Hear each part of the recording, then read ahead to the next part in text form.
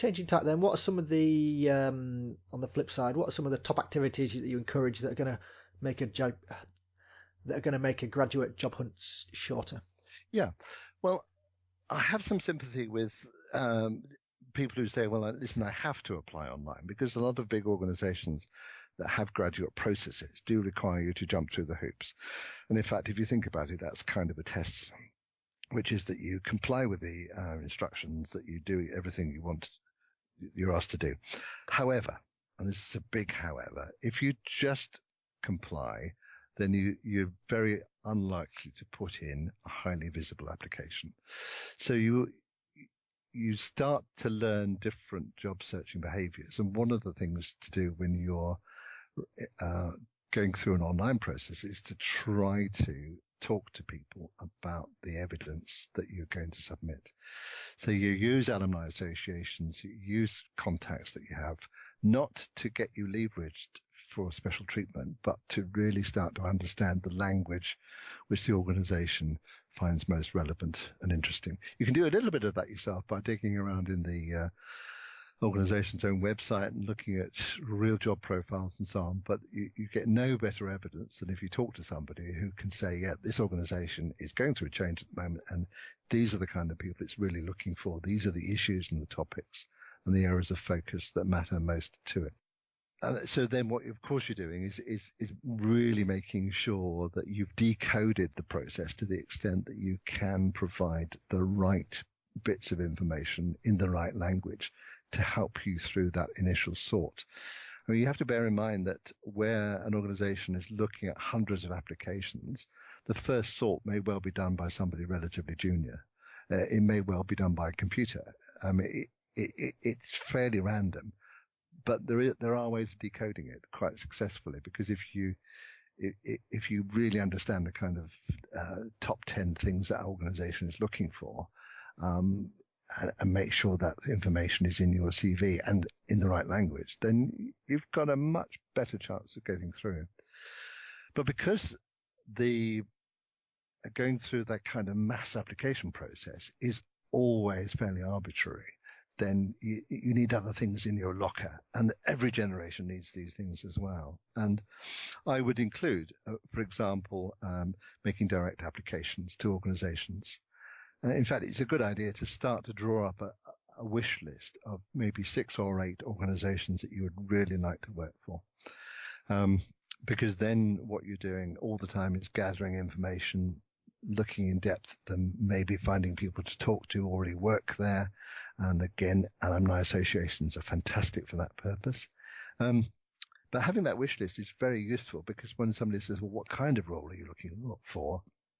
When they're assisting you generally, you can give those as examples.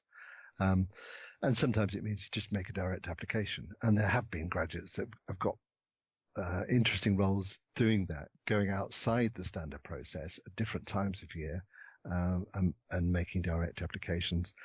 It's not a kind of classic or golden breakthrough, but it's probably, in terms of the return on time invested, it's probably easily up there, particularly in comparison with online searching generally.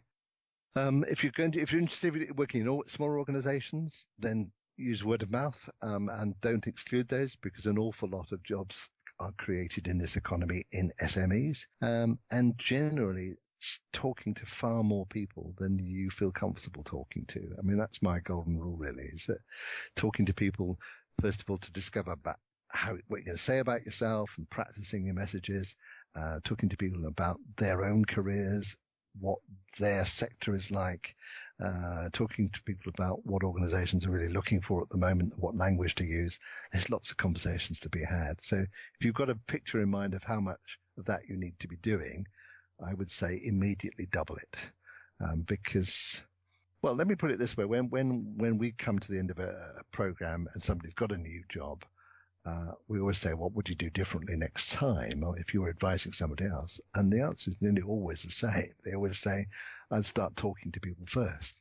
So today's job market is very complex. It's built on relationships and connections as much as anything else.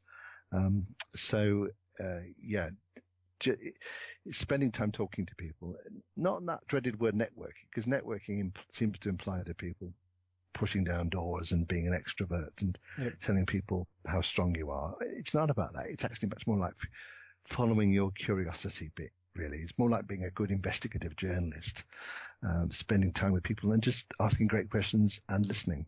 No, completely agree, and echo everything you said about alumni networks. And it's just so easy to do now through LinkedIn, through the alumni feature on LinkedIn, and then getting the 1 month free premium membership on LinkedIn won't cost you anything, and then just you've got a month to message your alumni network and fill your boots and try and make those connections. And also, and alumni associations are really good at it too. And particularly if you say, I'm looking for somebody who used to study this course and has gone on to work in finance or somebody who's working in this particular organization.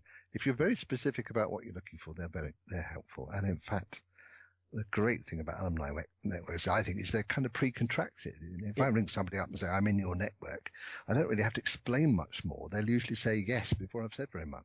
Yep, because that's the whole point of joining the network in the first place, isn't it? So it's completely agree. And then linked on from that is once you start having those connections, you'll more likely find out about SMEs and small companies that are recruiting. And also, as you mentioned, John, in terms of numbers, the numbers of grads who get jobs with SMEs compared to the 100 milk round companies is huge. As a proportion, the huge milk round companies take a very small proportion of the total graduate market. So you're more likely to find an exciting graduate job with lots of smaller companies that are out there at the moment.